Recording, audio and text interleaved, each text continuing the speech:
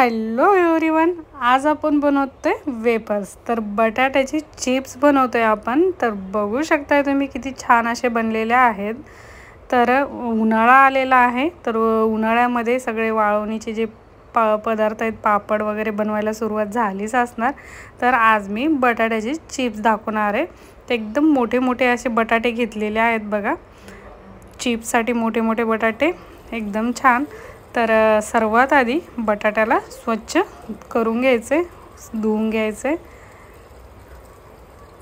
किंवा पाण्यामध्ये टाकून ठेवा सुरुवातीला आणि त्याला स्वच्छ करा। आणि नंतर त्याच्यावरची साल जी आहे ती आपल्याला काढून घ्यायची। तर भरपूर टिप्स सहित व्हिडिओ दाखवलेला आहे, तो पूर्ण व्हिडिओ नक्कीच बघा। तर बघा, साल काढल्याच्या नंतर बटाटे पाण्यामध्ये टाकायचे आणि पाण्यामध्ये जर तुम्ही रात्रीच जर हे सगळं करत असाल, भरपूर चिप्स करत असाल, तर पाण्यामध्ये थोडीशी आपल्याला तुरटी टाकायची, म्हणजे बटाटे काळे नाही पडत किंवा असे थोडेसे लालसर होतात, ते नाही होणार।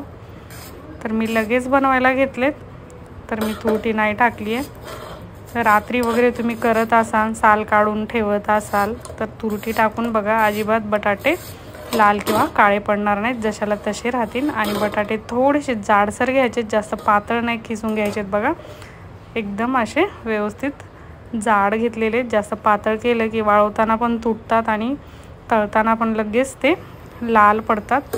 आणि छोटे जर बटाटे असतील तर उभा घ्यायचा नाही, आडवा बटाटा घ्यायचा, मी दाखवला आहे तसा, म्हणजे बटाट्याचे जे चिप्स आहेत ते मोठे मोठे असे छान होतात। बघू शकताय तुम्ही, आपण बरेच जण हुबा घेऊन असंच खिसतो, तर तो मोठा असेल तर ठीक आहे, आणि छोटा जर बटाटा असेल तर असा आडवा घ्यायचा आहे, म्हणजे वेपर्स मोठा तयार होतो।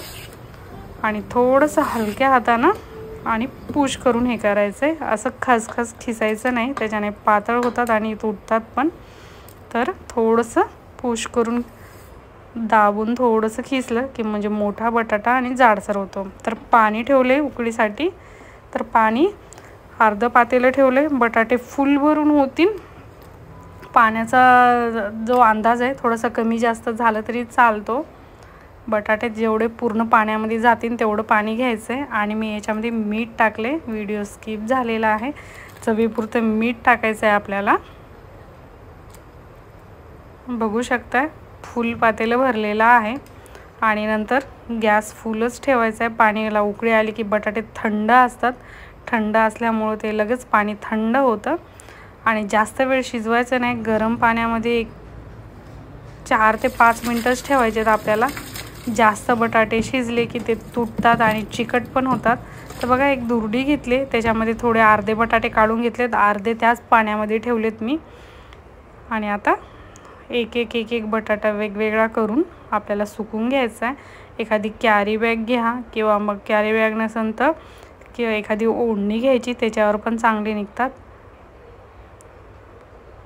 तर एक बटाटे टाकायचे आपल्याला, आणि थोडंसं पातेल्यामध्ये जे राहिले सारण त्याच्यामध्ये पाणी पण ठेवले, हलकंसं पाणी ठेवलं की म्हणजे ते चिटकत नाहीत आणि वेगवेगळे होतात, कारण गरम गरम असतानाच आपल्याला वेगवेगळे करून घ्यायचेत।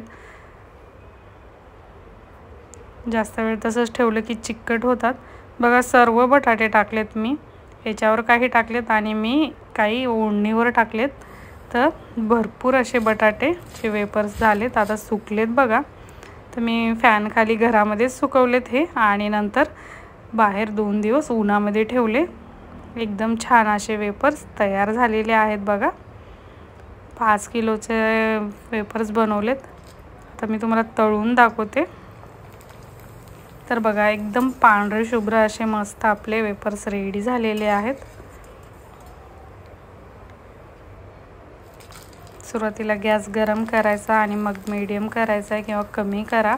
पातळ चिप्स जर झाले असतील तर लगेच जळतात ते। तर बघू शकता, एकदम छान असे आपले चिप्स रेडी झालेले आहेत। तर रेसिपी आवडली तर लाईक करा, शेअर करा, सबस्क्राईब करा।